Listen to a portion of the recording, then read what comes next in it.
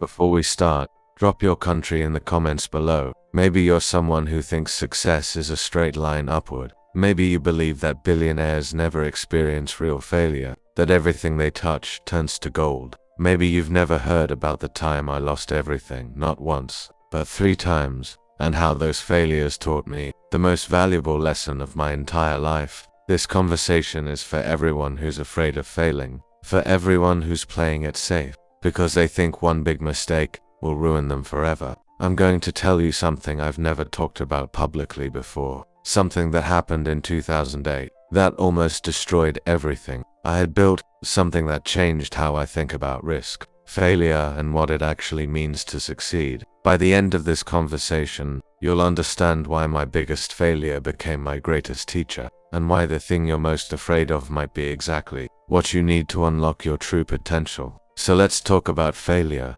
fear, and what it really means to bet everything on yourself. The year was 2008. Tesla was burning through cash, so fast that we had maybe 6 weeks of runway left. SpaceX had just experienced our 3rd consecutive rocket failure. 3 rockets, 3 explosions, 3 very expensive mistakes. The Falcon 9 program was hanging by a thread. PayPal money, almost gone. Personal savings, depleted. I was borrowing money from friends just to pay rent. But here's what nobody understood at the time, including me. I wasn't just facing financial failure, I was facing something much deeper. I was confronting the difference between having good ideas and actually being able to execute them in the real world. See, everyone thinks the hard part of entrepreneurship is coming up with innovative concepts, electric cars, reusable rockets, online payments, but ideas are cheap. Execution is where dreams go to die. Tesla was supposed to deliver the Roadster in 2008, but we were having production nightmares. The transmission kept failing. The carbon fiber body panels weren't fitting properly. Every simple engineering problem turned into a 6-month delay and $1 million cost overrun. Meanwhile, SpaceX was preparing for our 4th launch attempt. 3 failures behind us, and industry experts were already writing our obituary. Private space company learns what NASA knew all along. Rockets are hard. I remember sitting in my office at 3 a.m., looking at spreadsheets that showed we'd be bankrupt before Christmas. My team was exhausted. Investors were getting nervous. The press was starting to smell blood in the water. And then I realized something that changed everything about how I approach challenges.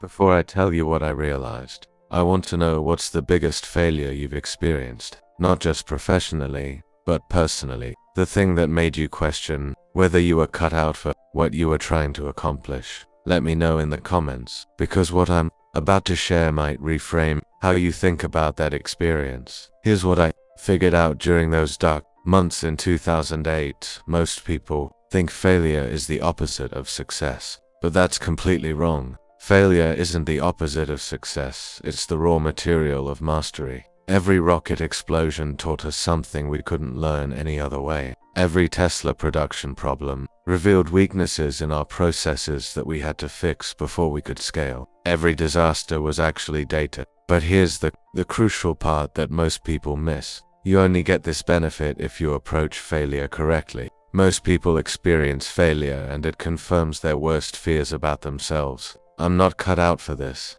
I don't have what it takes. Maybe I should quit and do something safer. But what if failure isn't evidence that you're not capable? What if it's evidence that you're attempting something worth failing at? The 4th SpaceX launch was scheduled for September 2008. If it failed, the company was finished. We couldn't afford a 5th attempt. Standing on Kwajalein Island, watching our Falcon 9 rocket on the launch pad, I understood something profound about the relationship between risk and reward. The people who achieve extraordinary things aren't the ones who never fail. They're the ones who fail better than everyone else. They fail faster, learn faster, and adapt faster. They treat each failure as expensive tuition in the University of Reality. They understand that breakthrough success requires going through failure, not around it. Most importantly, they've learned to separate their identity from their results. When the rocket explodes, it doesn't mean you're a failure as a person. It means you've discovered one more way that doesn't work.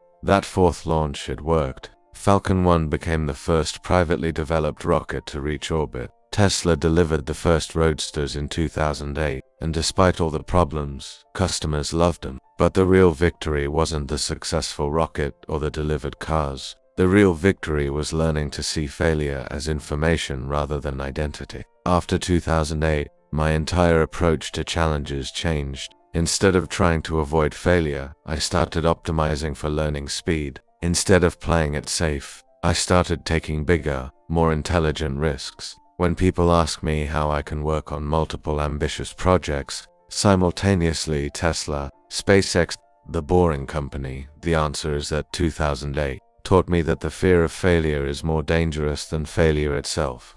Think about this. What would you attempt if you knew that failing wouldn't mean anything about your worth as a person? What dreams have you put on hold because you're afraid of looking foolish or making mistakes? Drop your thoughts below. Here's what 3 major failures taught me that I want to share with you. First lesson: failure is feedback, not a verdict. Every time something doesn't work, you're not learning that you can't succeed. You're learning specifically what doesn't work. That's incredibly valuable information if you know how to use it. Second lesson: the size of your failures should match the size of your ambitions. If you're not failing at anything, you're not attempting anything important. Small failures mean small attempts. Big failures mean you're playing at a level where the rewards justify the risks. Third lesson: resilience is a skill you can develop. People think some individuals are naturally more resilient than others, but resilience is just the ability to separate temporary setbacks from permanent identity. You can learn this. Fourth lesson: the best time to take risks is when everyone else is playing it safe. 2008 was a terrible time to be starting companies, but it was also when talented people were available, when costs were low, and when there was less competition for attention. But here's what I really want you to understand: the pattern that creates extraordinary success is different from what most people think. Most people believe success comes from avoiding mistakes, following proven strategies, and minimizing risks. But that approach only gets you ordinary results, because you're competing with everyone else who's following the same safe playbook. Extraordinary results come from intelligent risk-taking, rapid experimentation, and treating failures as data rather than disasters. The question isn't whether you'll fail. If you're attempting anything worthwhile, you will fail multiple times. The question is whether you'll use those failures to become someone who can succeed at things that would have been impossible for the person you were before you failed. This is why I can sleep well at night despite having billions of dollars invested in companies that are attempting things that have never been done before. Not because I'm guaranteed to succeed, but because I know that even our failures will teach us what we need to know to eventually succeed. So what does this mean for your life? Whether you're starting a business, changing careers, working on a creative project, or pursuing any goal that matters to you, first, redefine failure. Instead of seeing it as evidence that you're not capable, see it as evidence that you're attempting something challenging enough to be worth your time. Second, fail faster. Don't spend years planning the perfect approach. Start with what you think might work. Test it quickly. Learn from what doesn't work, and iterate. Third, separate your identity from your results. You are not your successes or your failures. You are someone who is learning to succeed at increasingly difficult challenges. Fourth, choose your failures wisely. Fail at things that teach you what you need to know to succeed at what really matters to you. I want to hear from you. What's one thing you've been putting off because you're afraid it might not work? What would you start today if you trusted that failure would just be information rather than a reflection of your worth? The most successful people I know have all learned the same counterintuitive truth. The goal isn't to avoid failure. The goal is to fail at the right things, in the right ways, at the right speed. When you understand this, everything changes. You stop asking what if I fail, and start asking what will I learn. You stop avoiding challenges and start seeking out problems that are worth solving, even if solving them requires multiple attempts. Most importantly, you realize that your capacity for success is not fixed. Every intelligent failure increases your capability. Every lesson learned from mistakes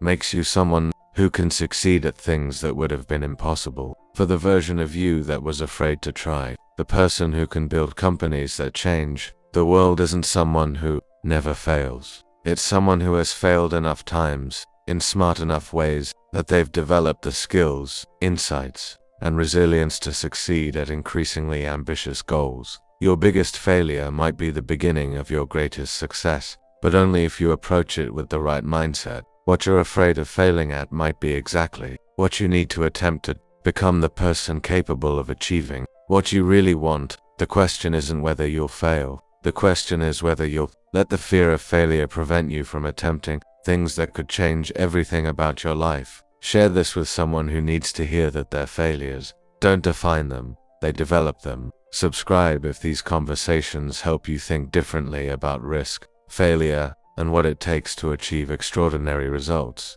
Remember, you're not defined by your failures, you're developed by them. The most important successes in your life are waiting on the other side of failures you haven't experienced yet. The question is, are you brave enough to go find them?